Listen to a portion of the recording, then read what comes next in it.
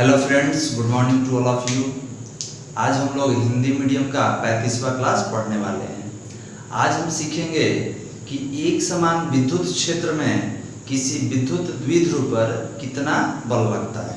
Okay, तो चलिए सबसे पहले हम लोग हेडिंग देते हैं कि ये हमारा हिंदी मीडियम का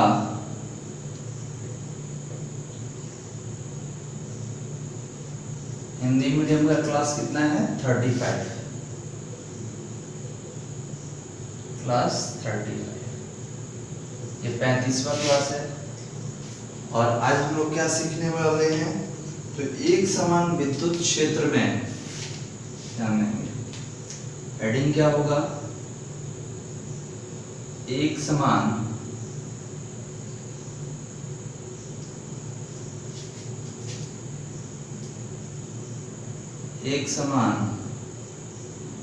विद्युत क्षेत्र में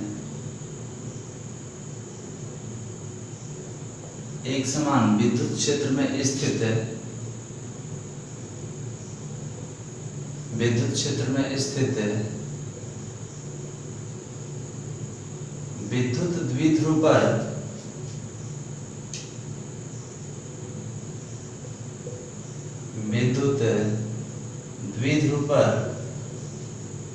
लगने वाला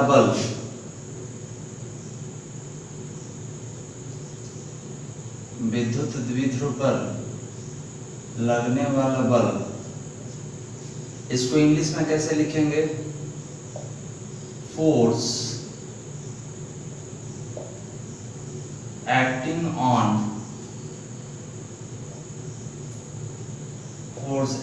on electric dipole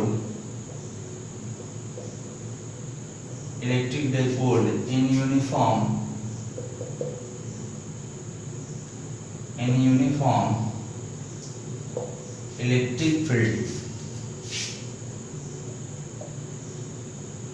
uniform electric field okay, तो हेडिंग दे देंगे।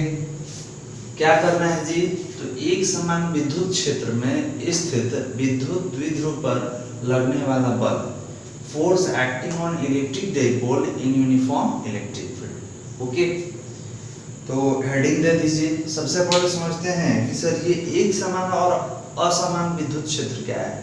तो इस पे पहले भी बात हो चुका है, आज फिर एक बार देखते हैं। तो याद कीजिए, हमने बताया था कि किसी भी विद्युत क्षेत्र को कौन दर्शाता है, तो विद्युत बल रेखाएं। किसी भी विद्युत क्षेत्र को कौन दर्शाता है जी, तो विद्युत बल रेखाएं। ठीक है, तो हमने यहाँ पे दो क्षेत्र लिया है बाबा। हमने क्या किया, दो क्षेत्र लिया।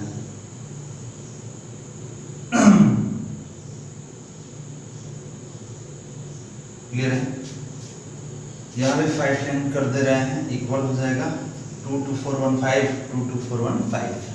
तो हमने बोला कि एक समान, ये क्या है, तो एक समान विद्युत क्षेत्र, ये एक समान विद्युत क्षेत्र है। ठीक है, और ये क्या है, तो सर ये असमान विद्युत क्षेत्र है। ये क्या बोलेंगे, ये होगा असमान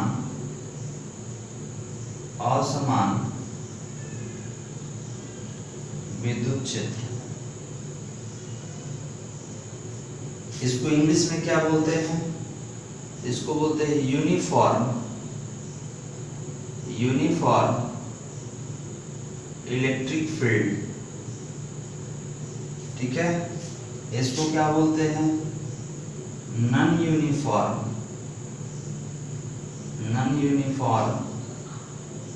इलेक्ट्रिक फील्ड। क्लियर है, तो हमको किसके बारे में पढ़ना है जी, एक समान विद्युतीय क्षेत्र के बारे में, कि अगर इस क्षेत्र में किसी विद्युत द्विध्रुव को रखते हैं तो क्या होता है।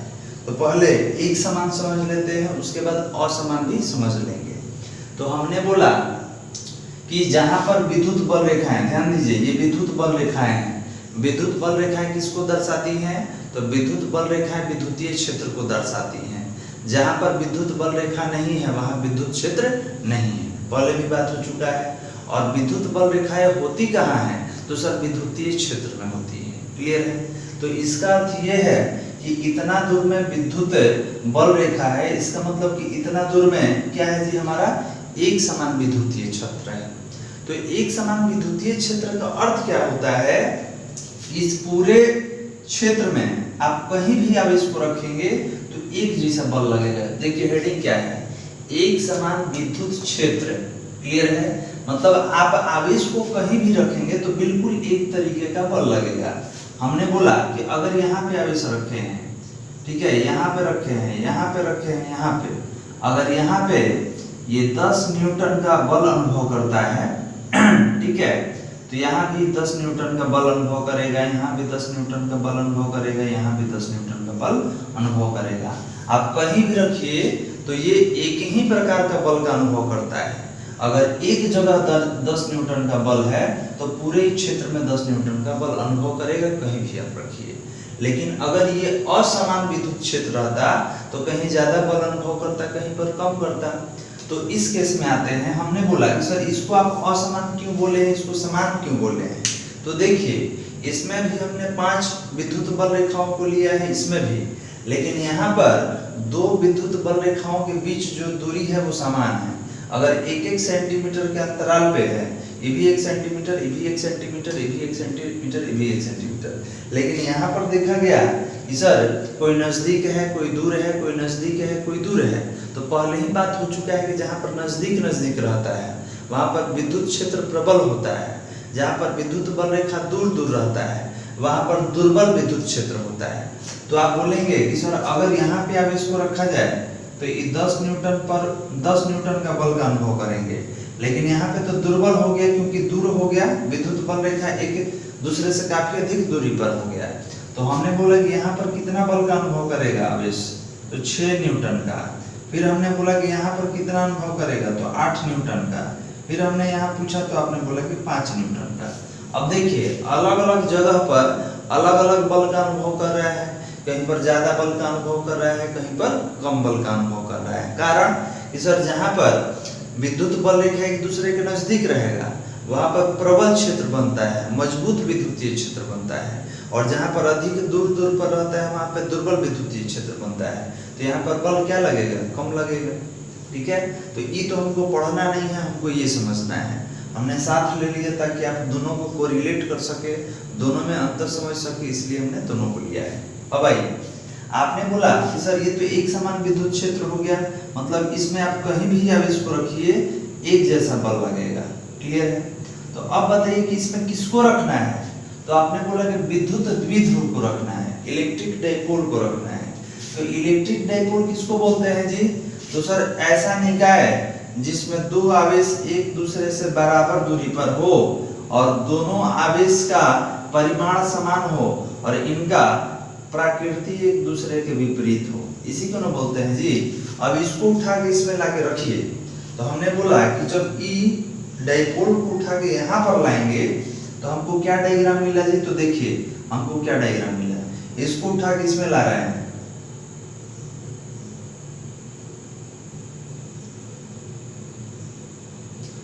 E माइनस क्यू और E प्लस क्यू। यहाँ से यहाँ तक का दूरी कितना होता है बालक? 12 होता है, ये तो सबको जानता है। तो अब देखिए इसको डाइपोल को उठाकर लेके आ गए इसमें, तो आपने बोला कि सर ये डाइपोल हो गया, डाइपोल लेंथ 12, यहाँ से यहाँ तक का दूरी पड़ा है ना जी, तो ये कितना हो गया? तो 12 हो गया यहाँ से यहाँ तक का दूरी। ओके, आवेश कौन सा हो गया? तो E माइनस क्यू हो गया, E माइनस क्यू आवेश हो गया और E प्लस क्यू। ठीक है, और किस में लाके रख दिए? तो विद्युत बल रेखा में रख दिए। अब बताइए कि विद्युत बल रेखा क्या करता है? ये आवेश पे बल लगाना शुरू करेगा, ये दोनों आवेश पे बल लगाना शुरू करेगा। तो सर कितना बल लगाएगा? तो याद कीजिए हम लोग क्या पढ़े हैं, विद्युत क्षेत्र का तीव्रता E बराबर कितना होता है? F बटा Q। प्लस वाला अगर लेते हैं तो यहाँ पर F बराबर कितना होगा जी? Plus Q into E। अगर मान लीजिए कि माइनस पे बल लगना लिया जाए तो E इक्वल टू एफ बटा माइनस क्यू। तो यहाँ पे F बराबर कितना होगा माइनस क्यू इंटू ई। तो आप बोलेंगे कि सर प्लस वाले पे इतना बल लगेगा, माइनस वाले पे इतना बल लगेगा। क्लियर है? तो अब यहाँ पर प्रॉब्लम ये है कि सर कैसे डिसाइड करेंगे कि बल का डायरेक्शन किधर होगा, प्लस वाला का डायरेक्शन किधर होगा और माइनस वाले का डायरेक्शन किधर होगा। तो हमने बोला कि बहुत ही आसान है, समझ में आ रहा है ना जी, कि अगर प्लस वाले पे बल लेना होगा तो कितना प्लस वाले पे बल लेंगे, तो इतना बल लेंगे कि सर इतना बल लगेगा। अगर माइनस वाले पे बल लेना होगा तो कितना लेंगे, इतना लेंगे कि सर इतना बल लगेगा। क्लियर है? तो ये बताइए कि ई प्लस वाले पे बल का डायरेक्शन क्या होगा। तो हमने बोला कि प्लस वाले पे बल का डायरेक्शन इधर होगा, इधर बल लगेगा। तो F बराबर कितना भी निकालेंगे जी, तो आपने बोला सर प्लस क्यू ई, और हमने बोला कि माइनस वाले पे इधर बल लगेगा और ई कितना बल लगेगा, तो F बराबर माइनस क्यू ई। ये किस पे बात हो रहा है जी, तो विद्युत द्विध्रुव पे इलेक्ट्रिक डाइपोल, यही आपका डाइपोल है जो बाहर से उठा के अंदर लाए। ठीक है? तो ये बताइए कि प्लस वाले आवेश पे कितना बल लगा, तो प्लस क्यूई, और माइनस वाले आवेश पे कितना बल लगा, माइनस क्यूई। ऊपर निकाल के दिखला चुके हैं कितना लगेगा और क्यों लगेगा। अब कोई बोलेगा सर आप डिसाइड कैसे कर दिए कि प्लस इधर जाएगा माइनस इधर आएगा। तो बहुत ही आसान तरीका है। ये बताइए कि विद्युत बल रेखा का डायरेक्शन कहाँ होता है, तो आपने बोला कि सर प्लस से निकलता है और माइनस की ओर जाता है। ठीक है? ये कहाँ से निकलता है और किधर जाता है, तो आपने बोला कि सर प्लस से निकलता है और माइनस की ओर जाता है। रुक जाइए, ये जो ऊपर लिखे हैं इसको साइड में यहाँ लिख दे रहे हैं ताकि और कुछ यहाँ पर हम लिख कर आपको दिखला सकें। ओके? तो जो यहाँ पर लिखे थे उसको यहाँ पर कर दे रहे हैं जी, E equal to F by plus Q.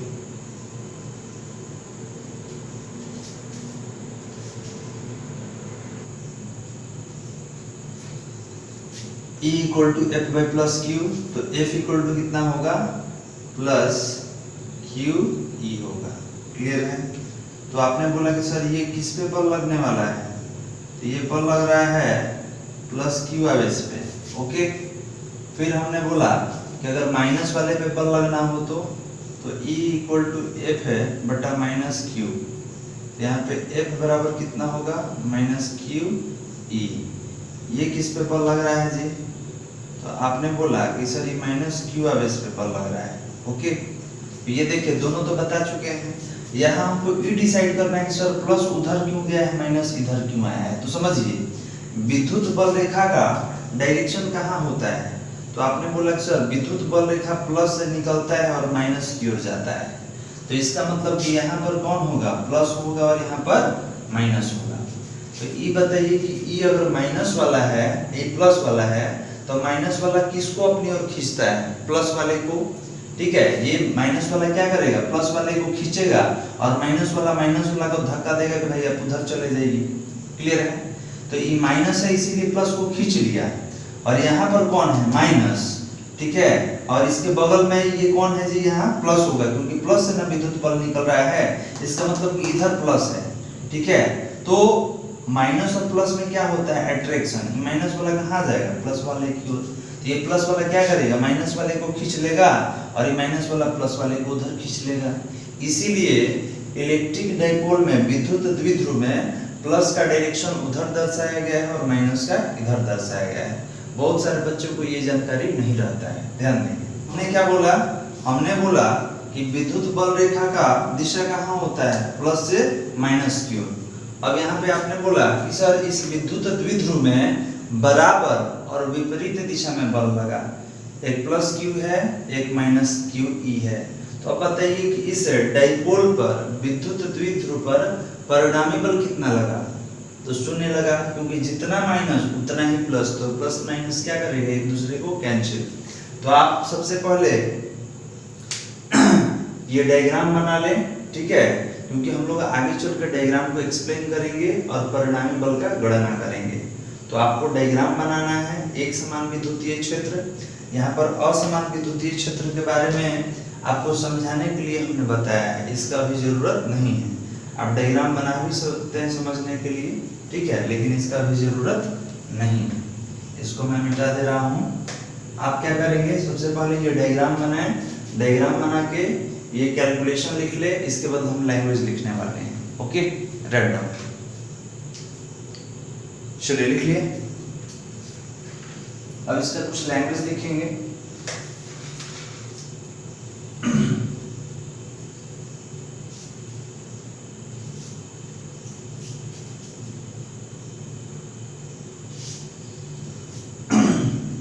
क्या लिखा जाए, लिखेंगे विद्युत क्षेत्र E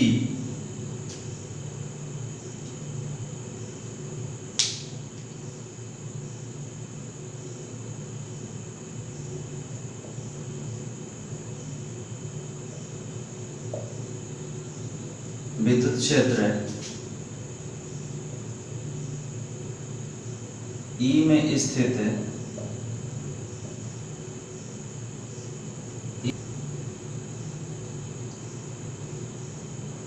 दिशा में विपरीत है। चलिए एक बार समझ लेते हैं हमने क्या लैंग्वेज लिखा। तो हमने लिखा है कि विद्युत क्षेत्र E में स्थित विद्युत द्विध्रुव के घटक आवेशों प्लस Q तथा माइनस Q पर लगने वाले बल क्रमशः प्लस QE तथा माइनस QE हैं, जो कि परिमाण में समान परंतु दिशा में विपरीत है। तो देख लीजिए कि विद्युत द्विध्रुव कौन है जी, यहाँ पर माइनस Q और प्लस Q, इन पर लगने वाला बल तो प्लस QE और माइनस QE, तो परिमाण में क्या है, बराबर, और दिशा में एक दूसरे के विपरीत है। तो अब बताइए कि इस पे कुल परिणामी बल कितना होगा। तो यहाँ लिखेंगे, लैंग्वेज लिखने के बाद लिखेंगे कि कुल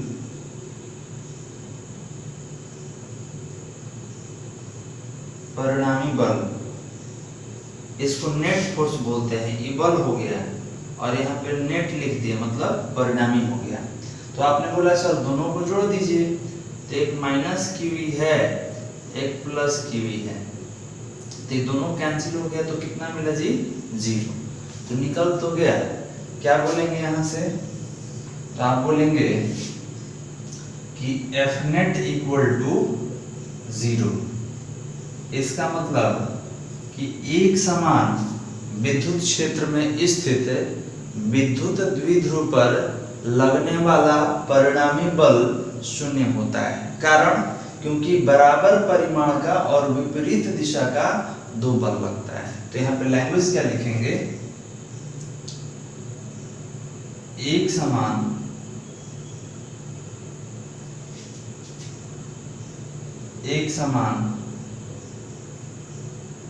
विद्युत क्षेत्र में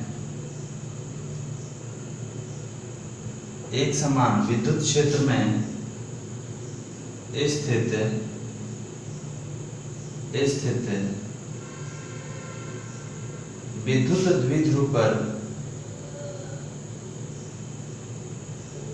विद्युत द्विध्रुव पर लगने वाला